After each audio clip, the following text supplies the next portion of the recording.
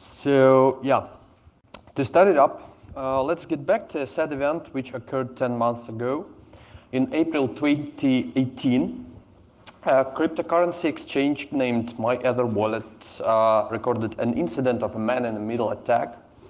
The incident lasted for 2 hours until somebody finally noticed the issue and reached out to ISPs to fix it. In a few hours, it was already on the news. Here's how it basically worked. Under normal conditions, a browser starts a session with an arbitrary remote server, a web server, with a DNS query. An authoritative DNS server, which in case of myetherwallet.com used to be Amazon Route 53, responds with an IP address of the requested domain.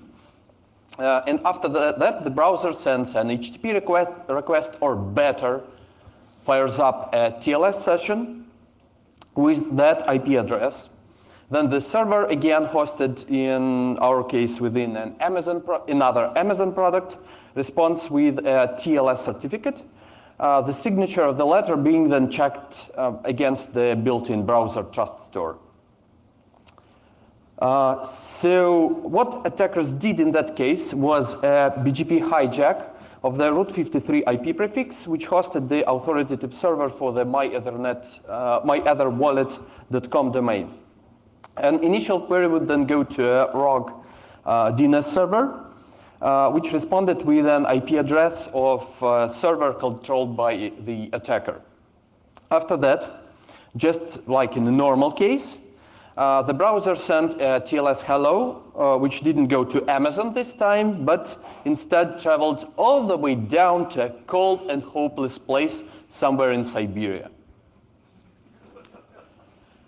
That place used a self-signed TLS certificate, though. So the browser, I'm laughing, but there's nothing to laugh about, right? The place used a self-signed TLS certificate, though, so the browser must have issued a serious, scary warning about certificate being wrong. Yet the attackers were able to withdraw some crypto stuff from some of the users' accounts because a certain portion of users happily clicked through the certificate warning anyway.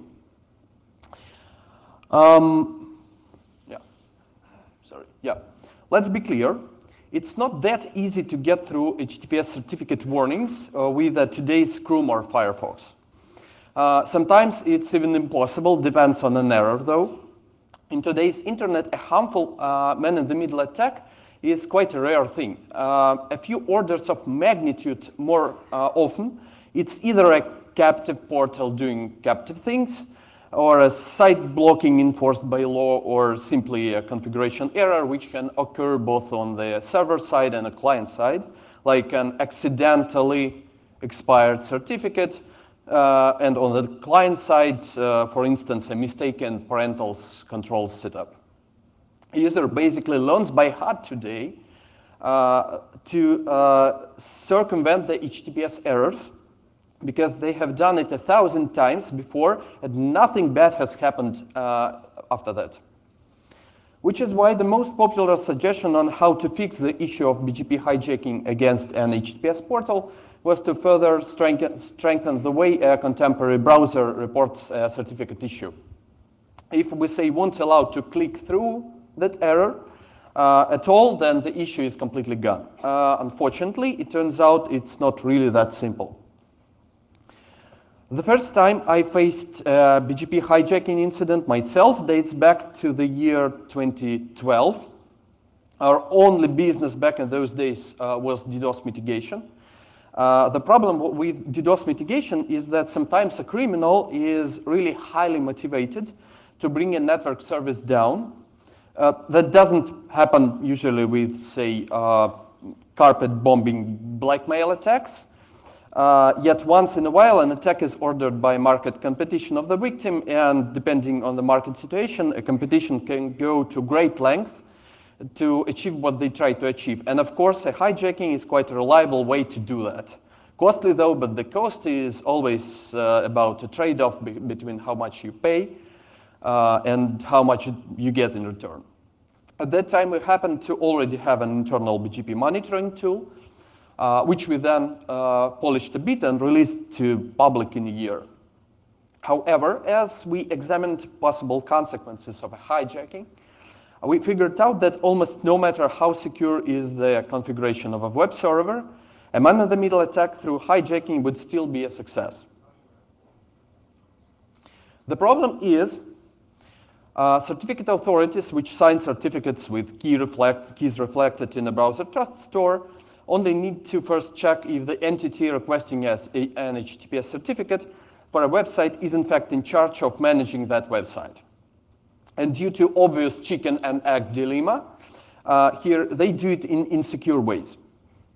I submitted the detailed outline of how such an attack could be carried as a talk proposal for a Black Hat conference in Vegas 4 years ago. The proposal got approved. The slides and the white paper are available on the conference website. In that white paper, we examined how certificate authorities implement the remote server checking. Basically, they generate a random token presented to the user who requests the certificate and expect to see a token in a while, either by requesting a certain page via clear text HTTP or by looking for a presence of that token in DNS-TXT records for the target domain, or by checking who is records. There used to be also more exotic method to achieve the same goal.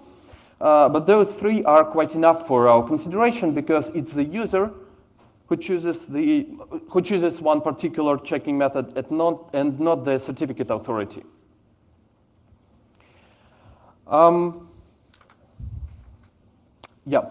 As a result, an offender who applies for a certificate for an arbitrary website on the web and gets a token, which would be checked, can then supply the verifying script with that token through hijacking of an IP prefix of that site, or a prefix of its DNS server, or something else, depends on a website infrastructure.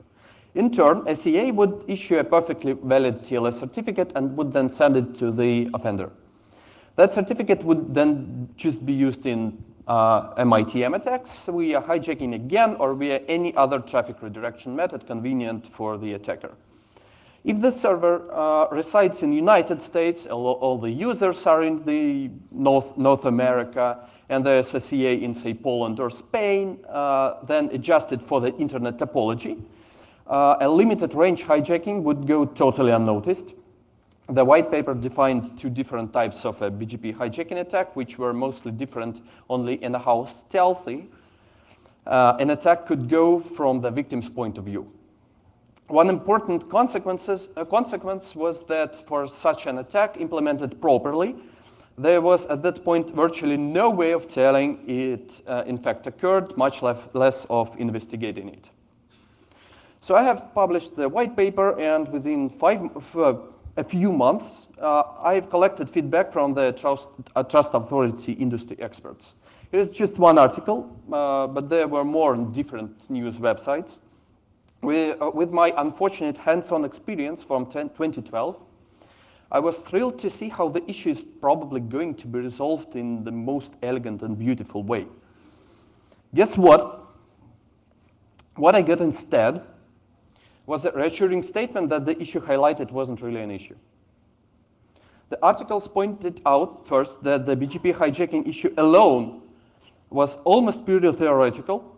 Imagine how I felt reading that 3 years since it happened to my own network, let alone using it for HTTPS certificate hijacking. Next, they enumerated a few features of the web public key infrastructure, such as extended validation, all first letters capital, or public key pinning, and stated those would be the final ultimate solution for the certificate hijacking problem. Finally, the article stated that today's CA would never be checking the token with a single script and would only issue after a handful of checks which reported consensus.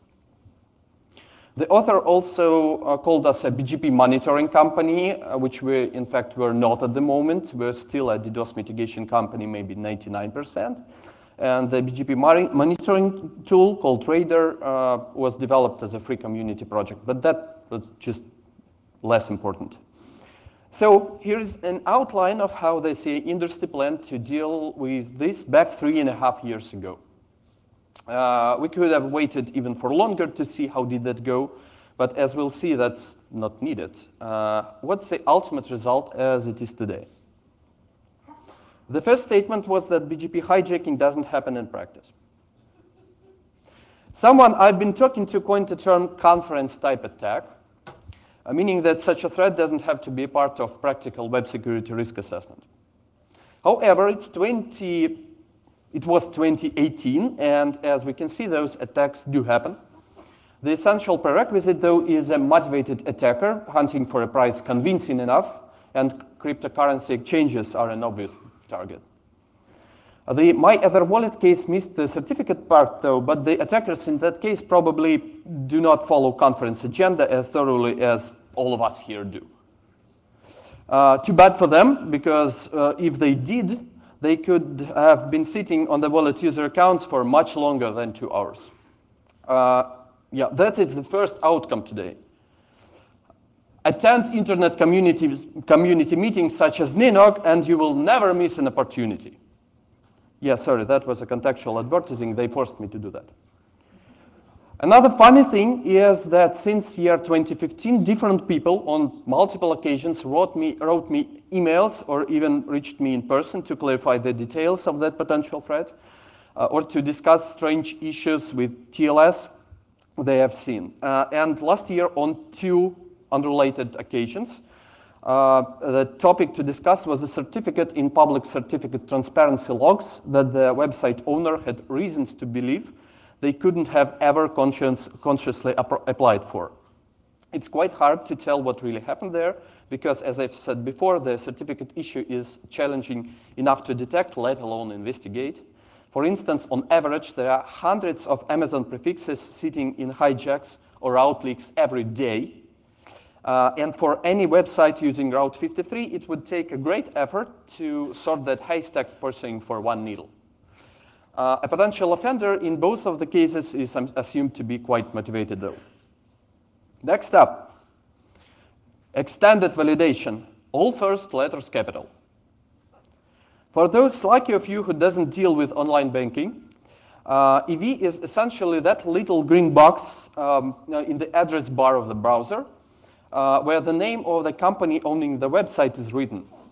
You are only granted such a certificate after you provide additional documents, such as a photo of your office's reception desk or monthly electricity bills, because if you pay the electricity bills, then your website is certainly secure. Don't ask.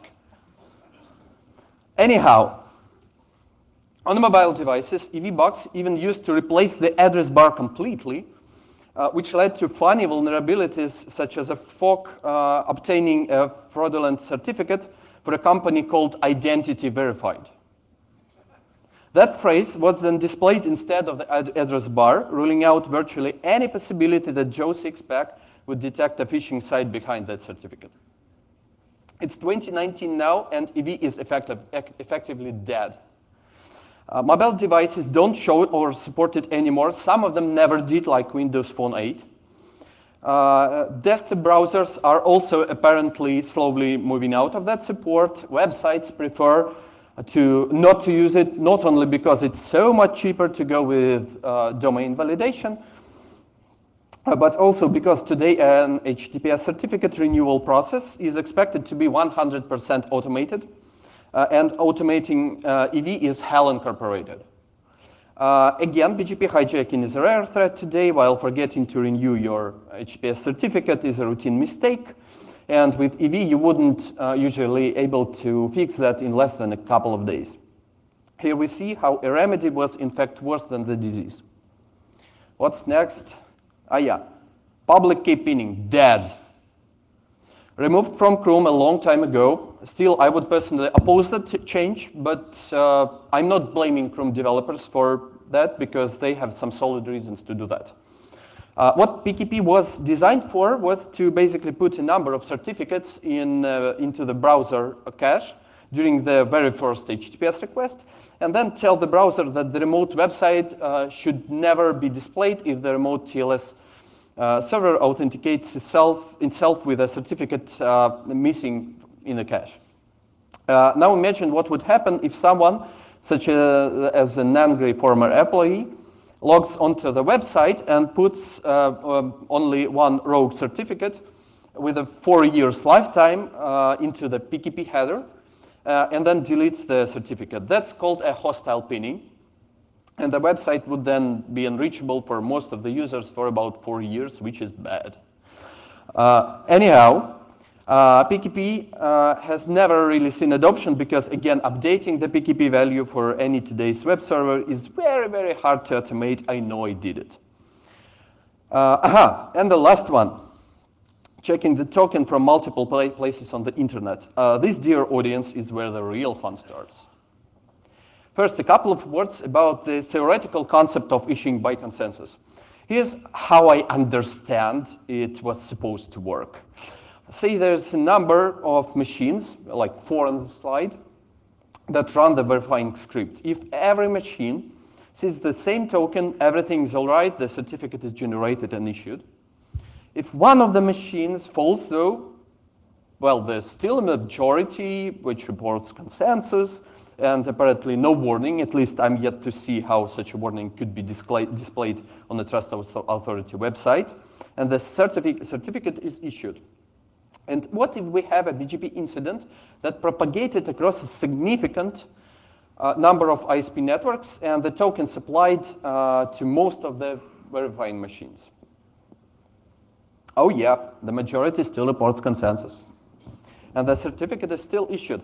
At the time, I was so mesmerized by the words majority and consensus that it took some time for me to figure out that almost the only case where it could be really preventing something is when either the BGP incident is small enough, yet in this case the certificate shouldn't be issued anyway, or when there is somehow really no consensus.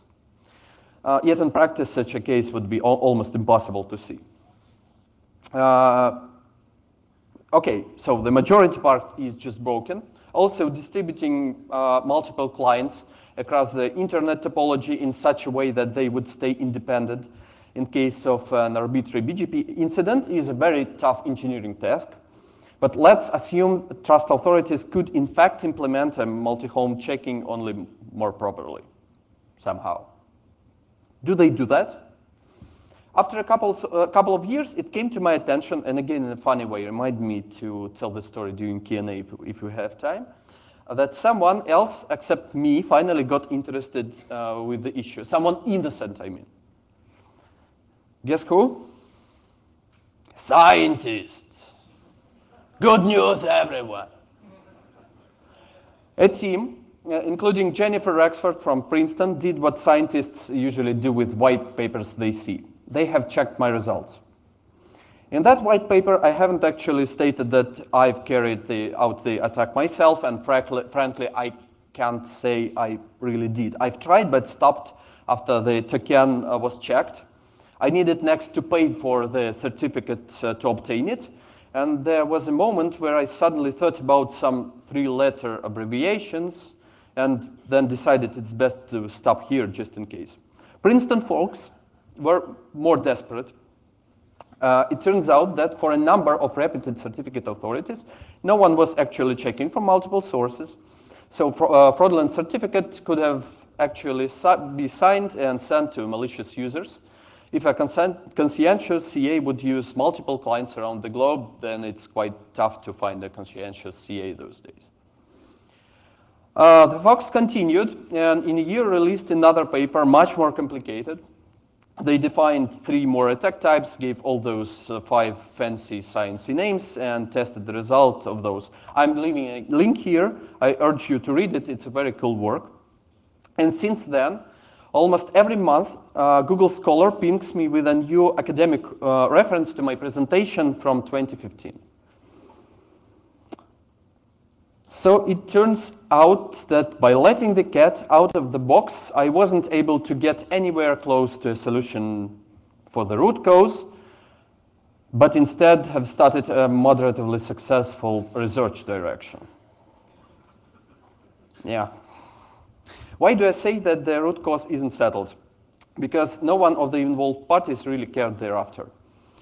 What did CAs do? A couple of things. First, certificate transparency. Second, DNS certificate authority authorization. All first letters capital. You know, no, I'm kidding.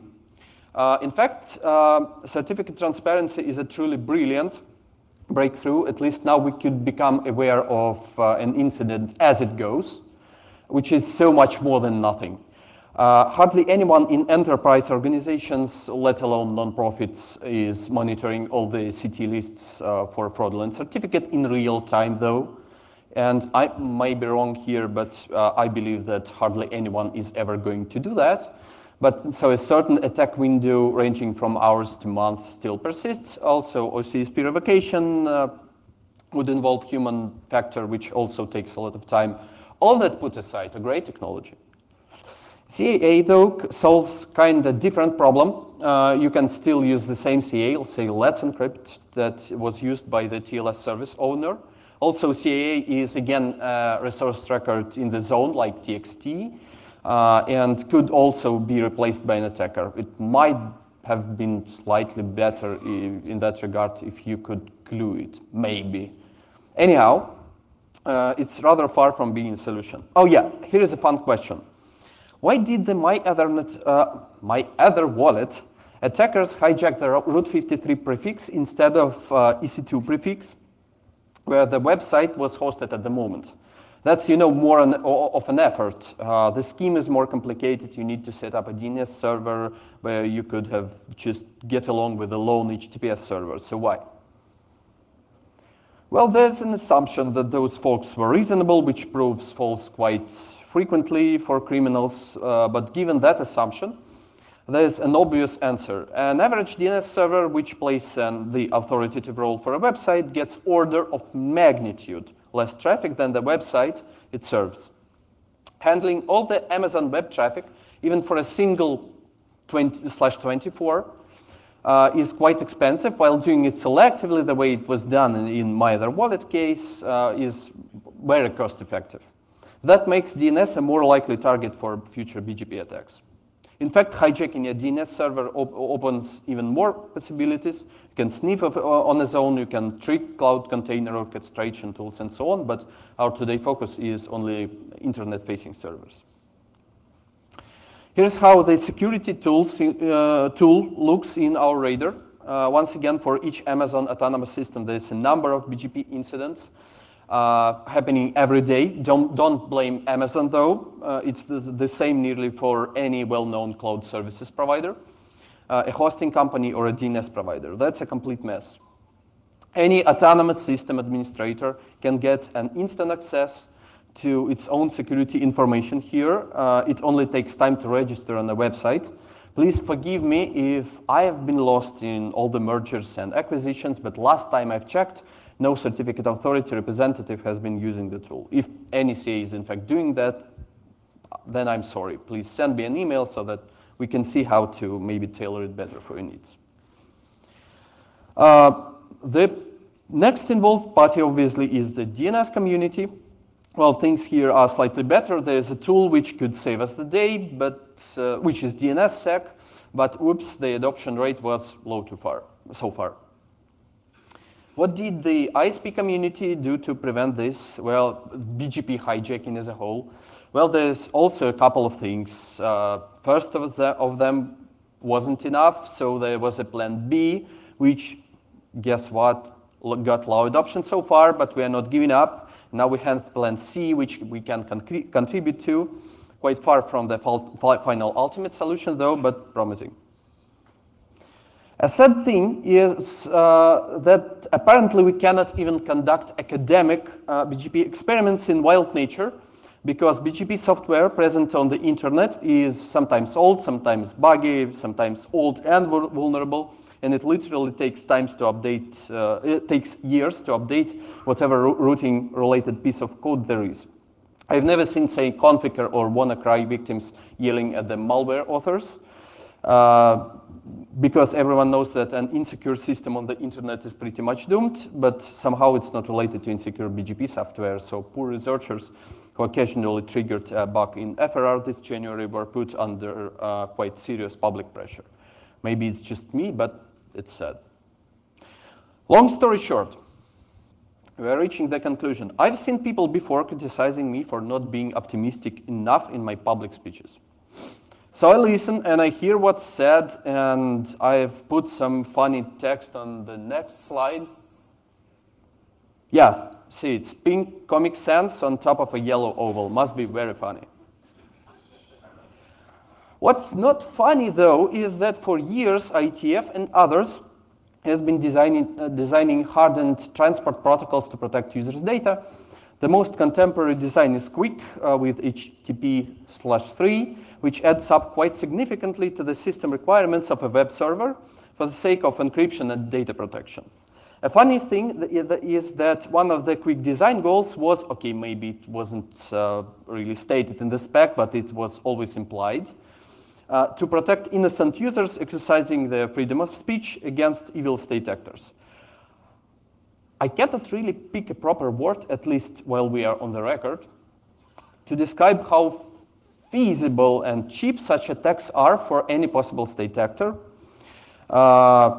Reassuring users that everything is going just fine works for a certain period of time, but I don't really want to be on this planet anymore when this period of time comes to end. Another complaint is that we can't really say we have a proper solution. That's right, but yeah, we don't quite have a 300 pages document presenting a final ultimate solution. But what we have is a set of tools that we don't use, but instead live in the bottom of a locked filing cabinet. Each of those technologies could limit the exposure, yet none gets adopted. There are simple things to do. Say, adopt a multi-hop session with our radar to monitor your own autonomous system. Here is the link on the slide where you could do that. It's free, and it's easier than adopting a puppy and much more fun. I mean, I personally prefer kittens. Anyway, the combined technical depth in the internet doesn't appear to shrink. It only grows further.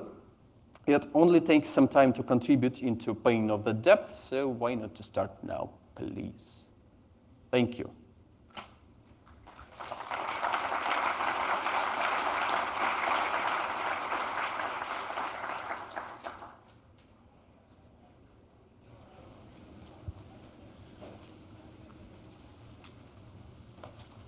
No questions? Oh, yeah, one.